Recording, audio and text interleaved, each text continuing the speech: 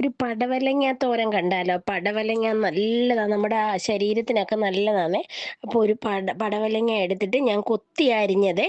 കൊത്തി അരിഞ്ഞിട്ട് അത്യാവശ്യം കുറച്ച് ഒരു പിടി കൊച്ചുള്ളി വേണം. കാരണം സവാള ഇടുന്നതിനേക്കാളും നല്ലത് ഈ കൊച്ചുള്ളി ഇടുമ്പോൾ നല്ല ടേസ്റ്റ് ഇടും. പിന്നെ 3, 4 ഉണ്ടമുളക് ഞാൻ എടുത്തിട്ടുണ്ട്. എല്ലാം മണമുള്ള മുളക് എനിക്ക് കിട്ടിയതാ.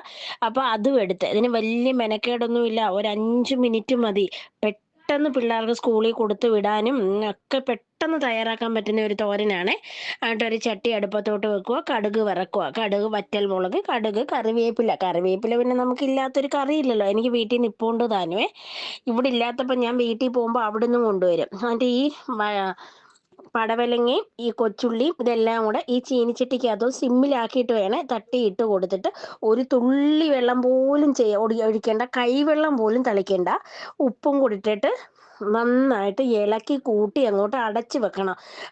ശകലം മഞ്ഞപ്പൊടിയും കൂടി ഇട്ട് കൊടുക്കണം. ഇല്ലെങ്കിൽ ഈ മഞ്ഞപ്പൊടി ഇടുമ്പോൾ ഒരു നിറവ്യത്യാസം വരും. പിള്ളേർക്കപ്പം കഴിക്കാനും മടി വരത്തില്ല. തേങ്ങ ഇങ്ങനെ മാത്രം ഇട്ട് അതിനൊരു നിറം വരത്തില്ല. അതുകൊണ്ട് മഞ്ഞപ്പൊടിയും കൂടി ഇട്ട് ഇളക്കി കൂട്ടി തത്തിപ്പൊത്തി അങ്ങ് അടച്ചു വെച്ചേക്കണം. ഒരു തുള്ളി വെള്ളം വീണ്ടും വീണ്ടും ഞാൻ പറയാം ഒഴിക്കണം. കണ്ടോ?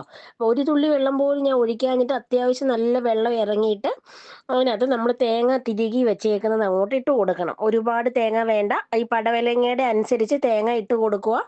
ഇട്ട് കൊടുത്തിട്ട് വീണ്ടും ഒന്ന് ഇളക്കി കൂട്ടി വെക്കുക. ഇളക്കി കൂട്ടുന്ന സമയം കൊണ്ട് എൻ്റെ വീഡിയോ ഒന്ന് ലൈക്ക് ചെയ്ത് സബ്സ്ക്രൈബ് ചെയ്ത് ഷെയറും കൂടെ ചെയ്യണേ. അത് മറക്കരുത് ആരുവേ. അത് ഞാൻ വീണ്ടും വീണ്ടും പറയുക, സബ്സ്ക്രൈബ് എന്നുള്ള അതിലോട്ടൊന്ന് ഞെക്കിയാൽ മാത്രം പോരെ. അപ്പം ഇളക്കി എടുത്ത് വെച്ച് അടിപൊളിയാണ്.